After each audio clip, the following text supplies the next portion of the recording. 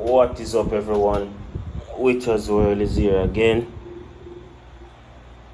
where we discuss fitness, track and field, and a little bit of motivation here and there. You can check out my videos. Let's get the party started. So, as it relates to Oblique Seville, as you've seen in the 100-meter final, Oblique Seville suffered a groin injury. Now, it is a very sad situation because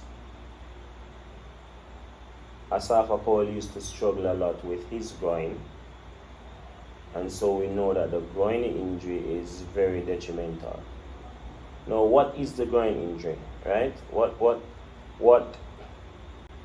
is an actual groin injury, right? So, a groin injury, it typically refers to like a strain, or a tear of the muscles in the groin area, right? So the groin is located in the inner side of the thigh, and the injury often, affects the adductor muscles, which are responsible for pulling the legs together and stabilizing the hips during movement. So groin injuries are very, very common injuries in sports that involve like rapid bursts of speed, such as track and field, right, or rapid changes in direction, right? So sudden starts and stops and high intensity activities like sprinting can definitely cause groin injuries, right, because of the explosive movement, right? Now, why a groin injury is so detrimental or can be detrimental is the fact that the groin muscles play several key roles in movement and stability, right? So like leg adduction, the primary function of the groin is to bring the legs together. That is known as adduction, and it is also responsible for stabilizing the hips. So so the groin muscles helps to stabilize the hip joints, which are very essential for maintaining balance and proper posture during various activities. It is also involved in coordinating movements like running and jumping and changing direction and providing power. You notice I am emphasizing these words, and providing power and control. And so the groin injury for a sprinter is very detrimental, right? And it assists the hip in flexing. It helps to bring the knee up towards the chest and rotating the leg inward. So the groin plays such an important part in sprinting because it assists the hips. It assists the hips in sprinting. So in order to bring your leg up, you need the groin to help. So once an athlete starts to lift their knees and they feel that groin pain or that groin injury, that can really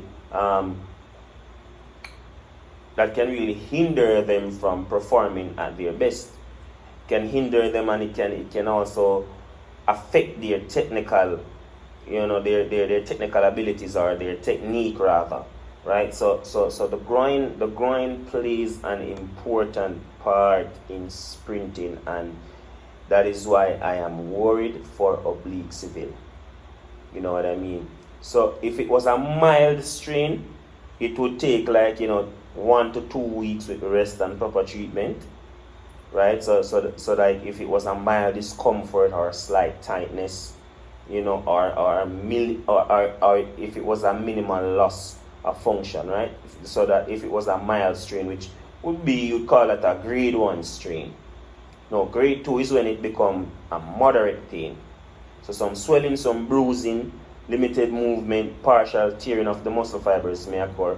That would take like about 3 to 6 weeks, depending on the extent of the injury and if the athlete is following the rehabilitation protocols, right? Now, if it's a severe strain, it could take up to a year to recover, and it would require a lot of physical therapy. Surgery might be necessary, which can also extend the recovery period. So you see where I'm going with this. If oblique Seville's injury is a grade 3, it's something to worry about.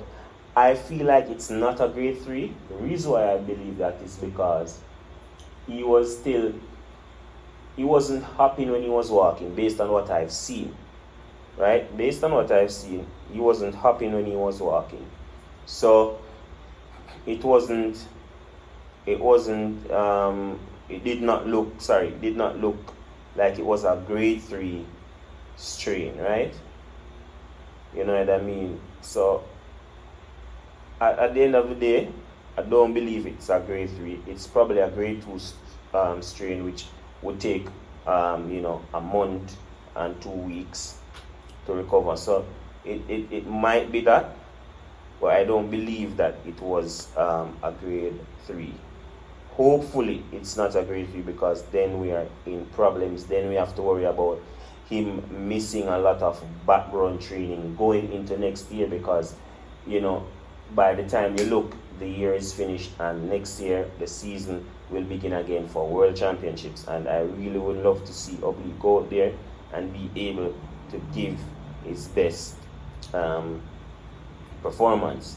So that's a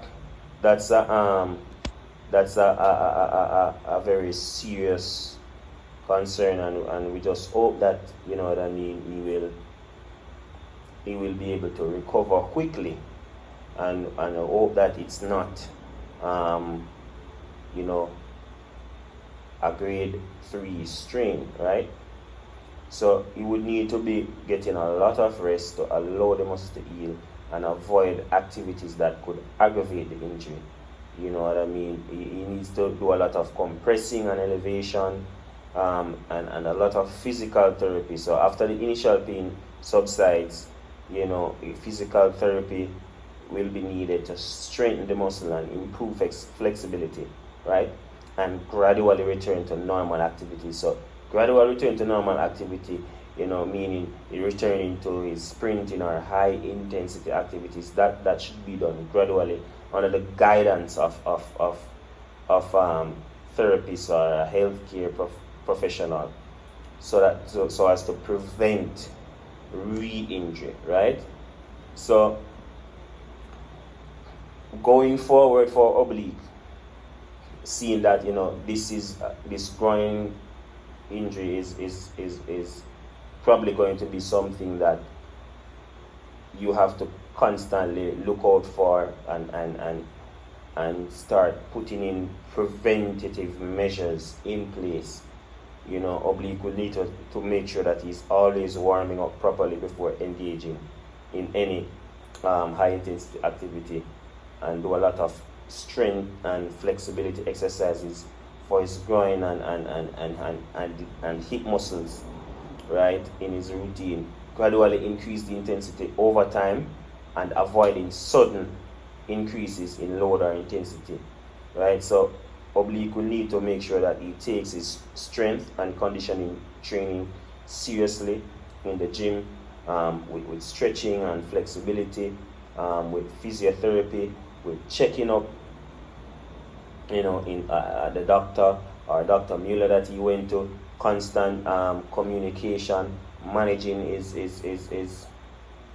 groin well, and other parts of his body, because one thing I can tell you is that if the groin start giving trouble, the hips might start giving trouble, or the hamstring might start giving trouble. So you need to make sure that at all times you are maintaining your body through proper nutrition, increasing your protein intake, to recover your muscles after training. Make sure that he's on a proper diet. You make sure that he's taking the right supplements, which are not on the ban list, of course. Like the fish oils or the glucosamine, which is good for your joints, or the creatine, you know, if that's not, I'm not sure if that's on the ban list. Hopefully it's not. But he needs certain supplements also to help guide him, to help, you know, treat these, to help keep his body healthy, because I believe he's a phenomenal athlete and there is so much more that he could give to the sport, and he's just getting started. So, Oblique Seville, all the best. Hope you can take this advice and this education that, you know, I'm sharing in this video.